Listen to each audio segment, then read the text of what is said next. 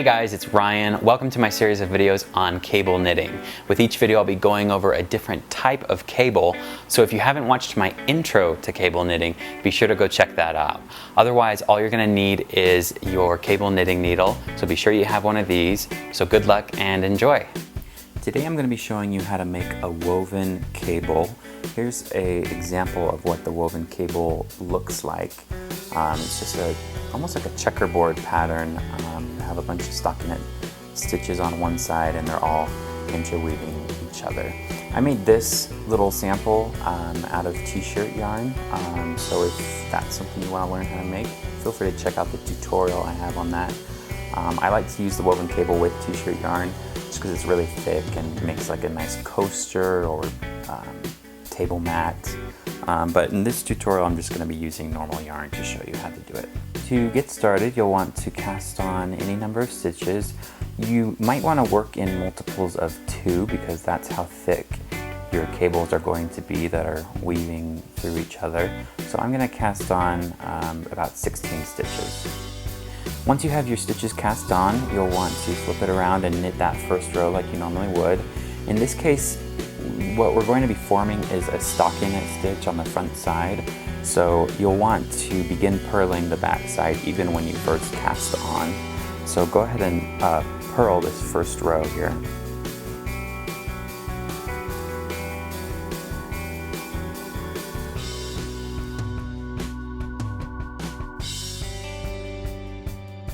After purling that row, I'm going to go ahead and knit through the next row and purl along the back a couple more times just to build up the stockinette stitch a little more to make it easier for us before we start weaving.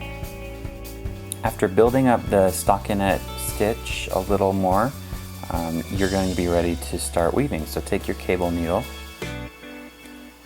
and you'll want to slip off the first 2 stitches.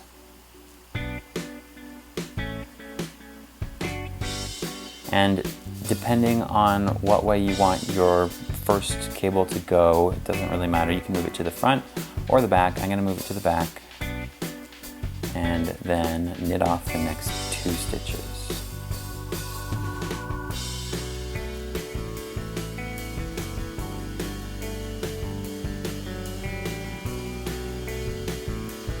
After knitting off the 2 stitches, you can now bring back up the cable and knit 2 stitches off of the cable.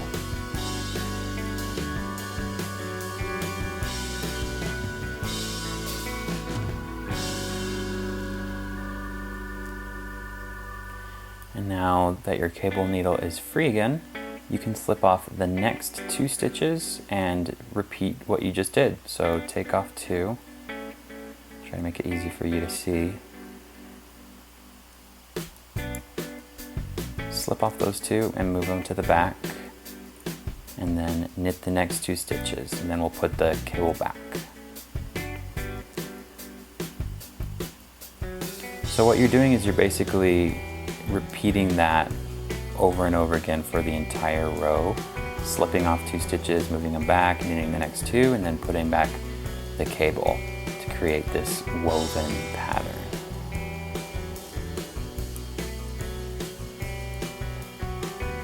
And even though we've just barely done this, you can already kind of start to see the stitches are going this way and forming that pattern.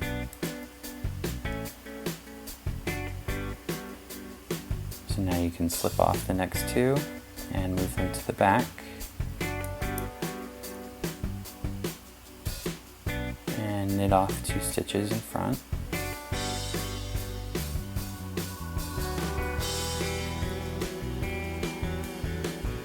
And then knit the 2 from the back.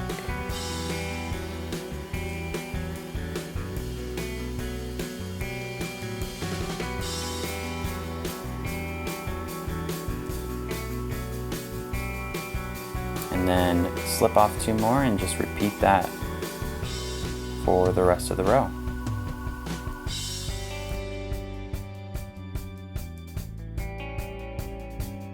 When you've finished that first row of weaving, you can just barely start to see a pattern beginning to form. So flip it over and you'll purl the back side. This is the easy part. Just purl this row all the way through. Back on the front row, we've got all these stitches now that are going this way. And so this time we're going to do more weaving, but we're going to bring everything this way to create a checkerboard. And this is where it can get kind of tricky, so you'll want to keep track of what you're doing 2 rows behind. You want to remember, okay, the last time we were here, we took the cable needle and we took them to the back. So now we're going to take them to the front. And so just knit the first 2 stitches like normal, because these are the ones that we initially brought to the back when we were first starting. And now with your cable needle, slip off the next 2 stitches and we're going to bring them to the front. So now you can knit those stitches that are behind. Just 2 there. And then bring up your cable and knit those 2 off. So now what we're doing is we're bringing those stitches that we cabled to the back, we're bringing them back to the front and crossing over the other stitches. It's kind of confusing, but the more you do it, you'll start to see the pattern form. You can even just barely start to see a little bit of the weaving right there. So slip off the next 2 stitches onto your cable needle and put them over to the front.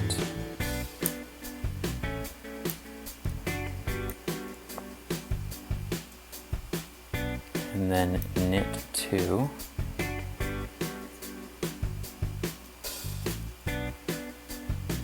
And knit off those ones that we put to the back.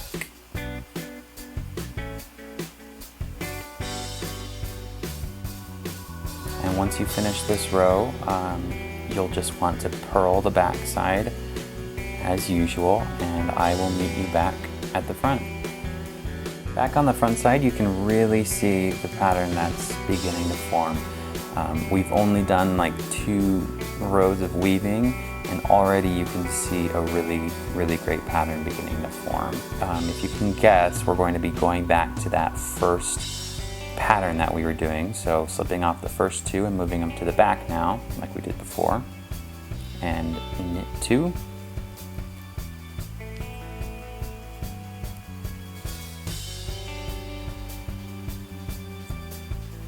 And bring back our cable and knit those off. So I'm going to do this for a couple more rows just to build up the woven cable even more. Feel free to keep on doing this for each row, and just remember that each weaving row you're going to be switching either cabling to the front or cabling to the back depending on which row you're on. After weaving a couple more rows, here's what mine looks like. You can really see the pattern now and the interwoven cables, and it forms kind of a checkerboard pattern. You can do this for a full scarf or really any type of project. If you want to try doing this type of cable knitting with t-shirt yarn, definitely check out my video for that. Otherwise, thanks for watching.